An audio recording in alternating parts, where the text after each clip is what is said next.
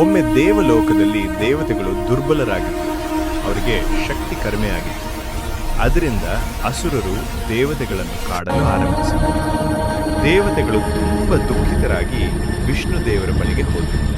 ವಿಷ್ಣು ದೇವರು ನಗುಮುಖದಿಂದ ಹೇಳಿದರು, ಚಿಂತಿಸಬೇಡಿ ಮಕ್ಕಳೇ, ಸಮುದ್ರದಲ್ಲಿ ಒಂದು ವಿಶೇಷ ಪಾನೀಯ ಇದೆ. ಅದಕ್ಕೆ ಅಮೃತ ಎನ್ನುತ್ತಾರೆ. ಅದನ್ನು ಕುಡಿದ್ರೆ ಮತ್ತೆ ಶಕ್ತಿ ಬರ್ತದೆ. ಆದರೆ ಅಮೃತವನ್ನು ಪಡೆಯಲು ಒಬ್ಬರಿಗಷ್ಟೇ ಸಾಧ್ಯವಾಗಲಿಲ್ಲ. ಆದ್ದರಿಂದ ದೇವತೆಗಳು ಮತ್ತು ಅಸುರರು ಸೇರಿ ಸಮುದ್ರವನ್ನು ಕಡೆಯಲು ನಿರ್ಧರಿಸಿದರು. ಅವರು ದೊಡ್ಡ ಮಂದಾರ ಪರ್ವತವನ್ನು ಸಮುದ್ರದಲ್ಲಿ ಇಟ್ಟರು.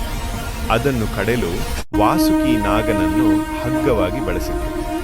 ದೇವತೆಗಳು ಒಂದು ಬದಿಯಲ್ಲಿ, ಅಸುರರು ಮತ್ತೊಂದು ಬದಿಯಲ್ಲಿ ನಿಂತು ಸಮುದ್ರವನ್ನು ಕಡೆಯಲು ಆರಂಭಿಸಿದರು.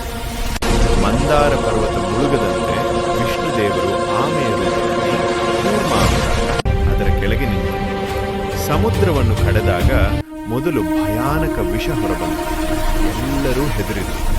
ಆಗ ಶಿವನು ಆ ವಿಷವನ್ನು ಕುಡಿದು ಲೋಕವನ್ನು ರಕ್ಷಿಸಿದರು. ಅವರ ಕಂಠ ನೀಲಿಯಾಗಿ ಬದಲಾಯಿತು.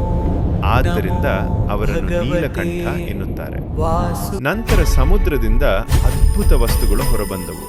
ಹಸುವು, ಆನೆ, ಮರಗಳು ಮತ್ತು ಸುಂದರ ಲಕ್ಷ್ಮೀದೇವಿ ಕೂಡ ಹೊರಬಂದವು.